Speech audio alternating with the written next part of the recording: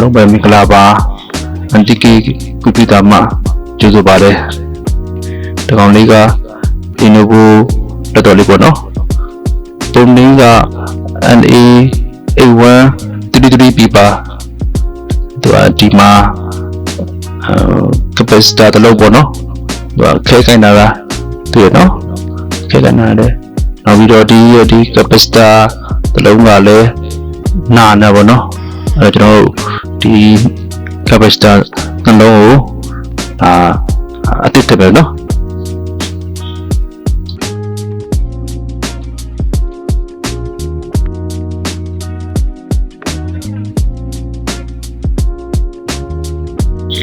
ဒါဆိုရင်တော့ကျွန်တော်တို့ဒီ capacitor နှလုံးလည်ပြီးပါပြီနော်ဒါပေမဲ့လည်းဒီပုတ်ကနော်စကူဘူးအဝင်တိုင်းမှာ short ဖြစ်နေတာပါနော်အဲဒီတော့တိုင်းပြီးတော့ ground နဲ့ putting ပြီးရှိရနေအဲ့တော့ကျွန်တော်ဒီ current sensor resistor ကိုခွာပြီးတော့ကျွန်တော်တို့ channel က ground ကျနေတဲ့ဆိုတာကိုရှာမှာဖြစ်ပါတယ်နော်ဒါဆိုရင်တော့ကျွန်တော်တို့ဒီ current sensor resistor ကိုခွာပြီးတော့ပေါ့နော်အဲ့တော့ကျွန်တော်တို့ဒီ input တကလာဒါမှမဟုတ်ဒီ system တကလာဆိုတာကိုတစ်ချက်တန်းကြည့်မှာဖြစ်ပါတယ်နော်ဒ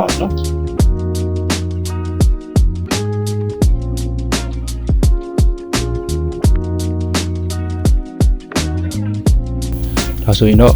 ဒါဒီ system ပတ်ချက်ကကျန်တာပေါ့နော်အဲ့တော့ကျွန်တော်တို့ system ပတ်ချက်ကိုဘိုးလေးကျွေးပြီးတော့ပူတဲ့နေရာကိုရှာမှာဖြစ်ပါတယ်လေ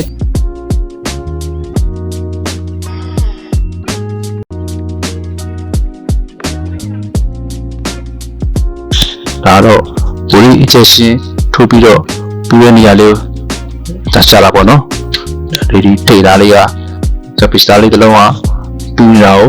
တွေ့ရတယ်ပေါ့နော်ကျွန်တော်တို့အဲ့ဒါဆိုလို့ရှိရင်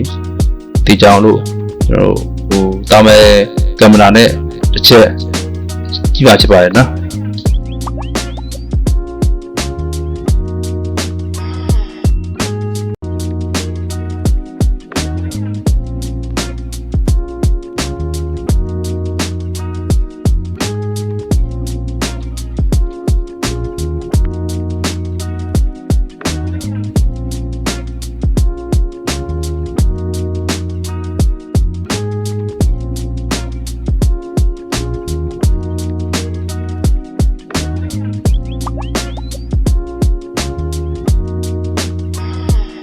ဒါတွေကတော့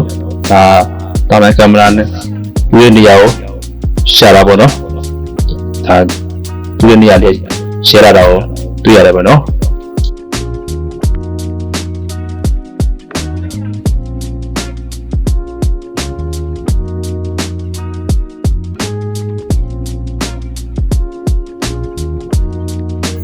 ဆိုရင်တော့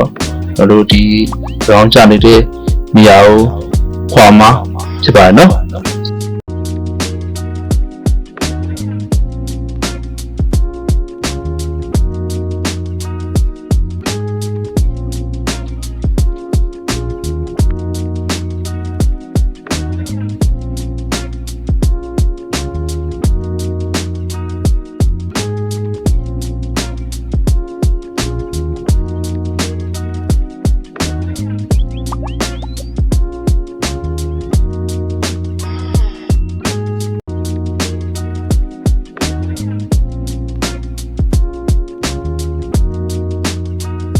ဆိုရင်ကျွန်တော်တို့ကဒီ ground ချနေတဲ့ capacitor လေးကိုခေါ်လာပြီဆိုတော့เนาะဒီအဝင်တိုင်းမှာသူ ground ရှိသေးလားကွာเนาะကျွန်တော်တစ်ချက်တိုင်းကြည့်မှာဖြစ်ပါတယ်เนาะ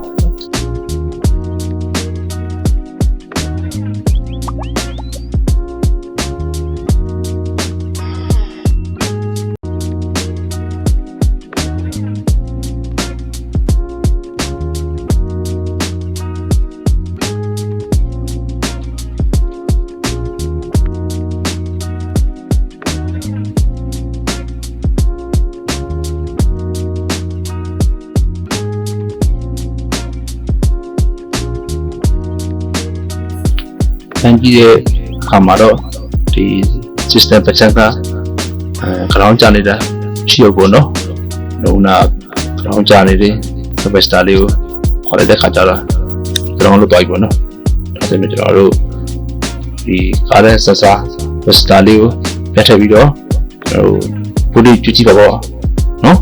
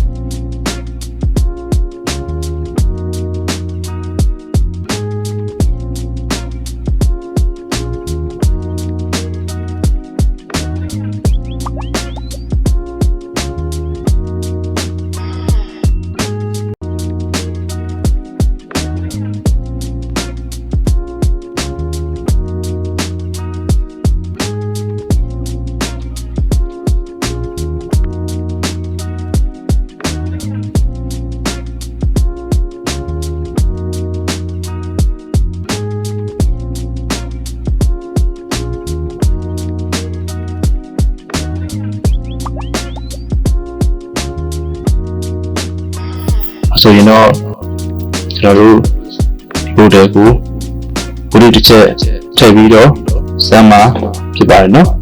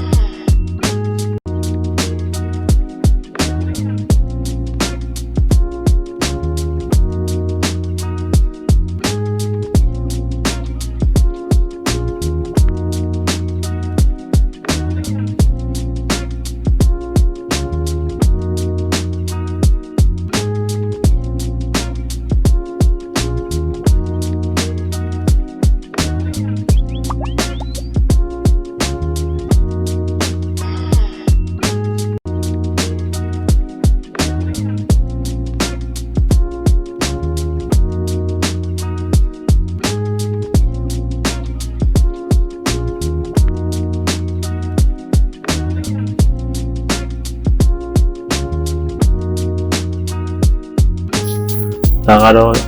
ကျွန်တော်တို့ဒီဗုဒ္ဓကိုဗုဒ္ဓကျွေးပြီးဒီဗုဒ္ဓတွေကိုတားကြည့်တာပေါ့နော် input message ကို3ကို5ကိုဒီပေါ့နော်အဲဒီချက်အကြည့်ပါဖြစ်ပါတယ်နော်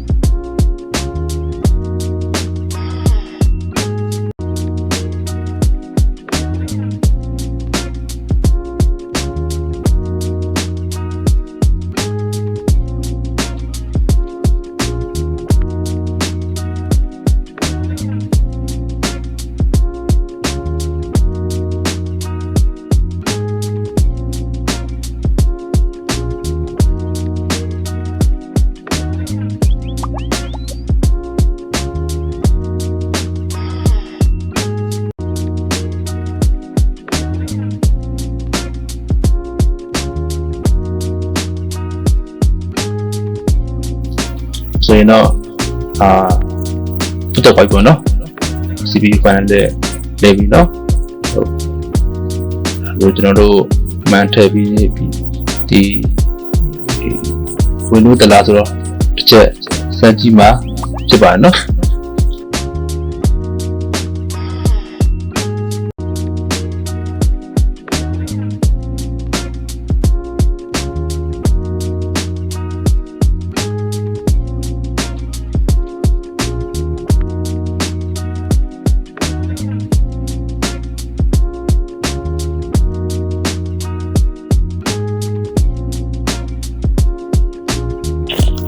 ဆိုရင်တော့